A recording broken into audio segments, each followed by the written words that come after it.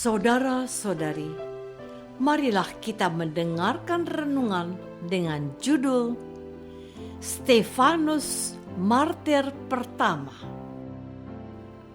yang berdasarkan pada Injil Matius bab 10 ayat 19 dan 20. Apabila mereka menyerahkan kamu, janganlah kamu khawatir akan bagaimana dan akan apa yang harus kamu katakan, karena semuanya itu akan dikaruniakan kepadamu pada saat itu juga.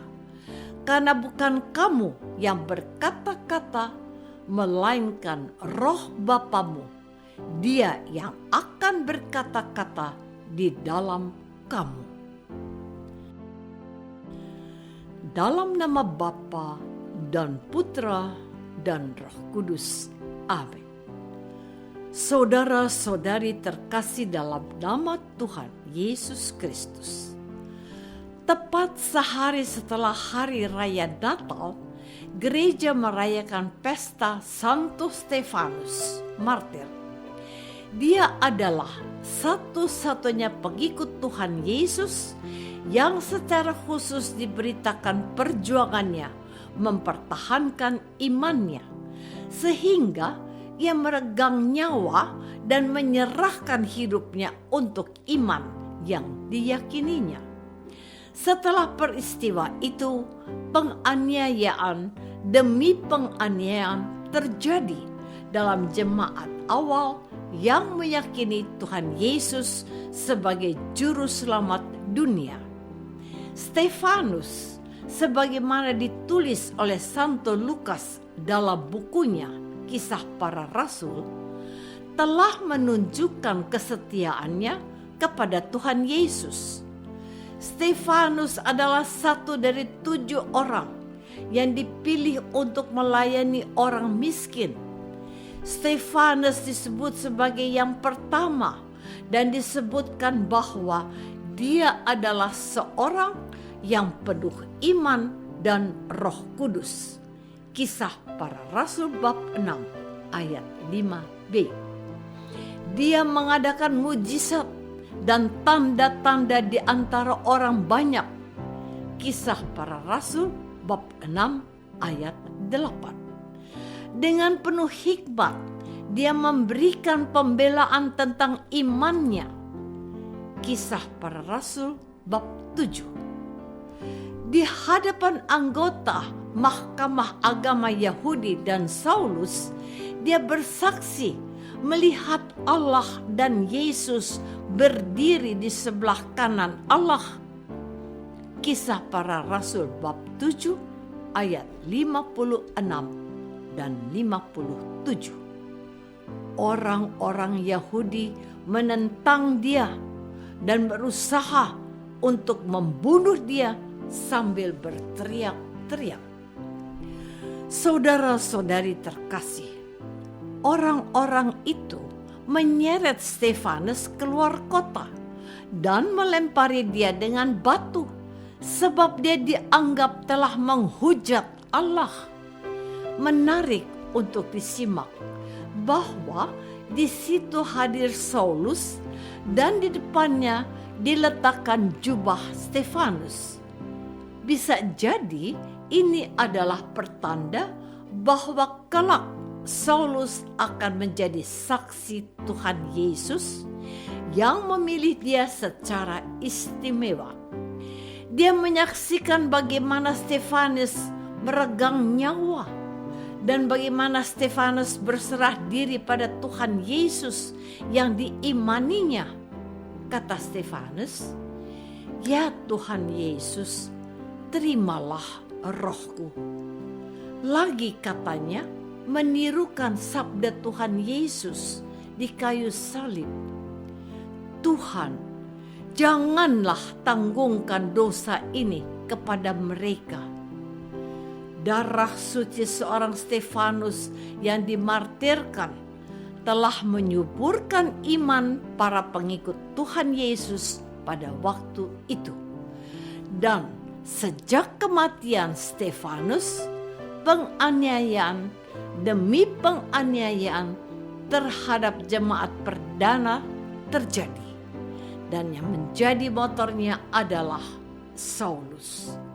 Namun pada waktunya pria ini ditangkap Tuhan dan dijadikan saksi khusus Tuhan Yesus bagi bangsa-bangsa lain. Saudara-saudari terkasih, saya menyarankan untuk membaca secara pribadi Kisah Para Rasul, khususnya bab 6 dan 7. Di sini kita dapat menemukan perjalanan seorang martir pertama Tuhan, yaitu Santo Stefanus. Beliau adalah orang pertama yang telah membuktikan apa yang difirmankan Tuhan dalam pewartaan gereja hari ini. Apabila mereka menyerahkan kamu, janganlah kamu khawatir akan bagaimana dan akan apa yang harus kamu katakan, karena semuanya itu akan dikaruniakan kepadamu pada saat itu juga. Karena bukan kamu yang berkata-kata, melainkan Roh Bapamu. Dia yang akan berkata-kata di dalam kamu. Roh Kudus telah menguasai hati dan jiwa Santo Stefanus, sehingga dia bersungguh-sungguh dalam bersaksi. Dengan penuh semangat, Stefanus menjelaskan tentang imannya kepada Tuhan Yesus kepada orang-orang Yahudi yang berasal dari Kirene, dari Alexandria, dari Kilikia, dan dari Asia. Secara khusus, Stefanus dengan sangat jelas dan mantap menjelaskan pertanyaan imam besar yang berkata, "Benarkah demikian? Mengapa perayaan ini ditempatkan satu hari tepat setelah kelahiran Tuhan Yesus diperingati dan dirayakan di hari raya Natal?" Dari namanya, Stefanus berarti mahkota. Dia telah memahkotai kelahiran Yesus ke dunia sebagai raja dan memahkotai juga wafatnya di kayu salib sebagai raja. Bukankah disebutkan di atas salib Yesus INRI? Artinya Yesus dari Nazaret, raja orang Yahudi. Santo Stefanus menjadi bukti kesetiaan seorang pengikut Yesus yang penuh iman kepadanya. Saudara-saudari terkasih, kalau pada saat ini saya bertanya kepadamu, mengapa kamu memutuskan menjadi pengikut Yesus? Tahukah kamu bahwa seorang Kristen harus membela imannya akan Yesus Sang Juru Selamatnya sampai titik darah penghabisan? Apakah ada di antara saat ini spontan menjawab ya? Puji Tuhan, kalau ini menjadi reaksi spontan kita. Kita tidak usah bicara tentang pembuktiannya. Cukup kalau sudah memberikan jawaban ya. Sisanya serahkan kepada Tuhan yang siap menyertai kita, sebab Dia sudah berfirman bahwa Dia tidak akan meninggalkan kita sebagai anak yatim piatu. Dia memastikan bahwa kita tidak akan gugup dan gagap dalam mempertanggungjawabkan iman kita. Apabila mereka menyerahkan kamu, janganlah kamu khawatir akan bagaimana dan akan apa yang harus kamu katakan, karena semuanya itu akan dikaruniakan kepadamu pada saat itu juga. Karena bukan kamu yang berkata-kata, melainkan Roh Bapamu. Dia yang akan berkata-kata di dalam kamu.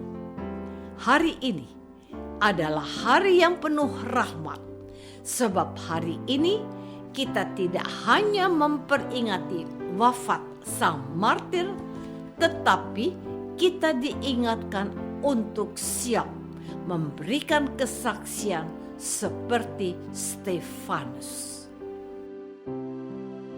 Apakah aku siap untuk mempertanggungjawabkan imanku sebagai pengikut Yesus? Marilah kita berdoa. Bapa yang Maha Baik, terima kasih untuk keteladanan Santo Stefanus yang kami peringati hari ini.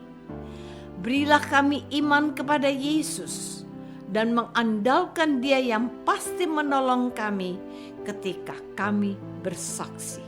Sebab Dialah Kristus, Tuhan dan pengantara kami. Amin. Semoga kita semua selalu dinaungi dan dibimbing oleh berkat Allah yang Maha Kuasa, Bapa dan Putra dan Roh Kudus. Amin.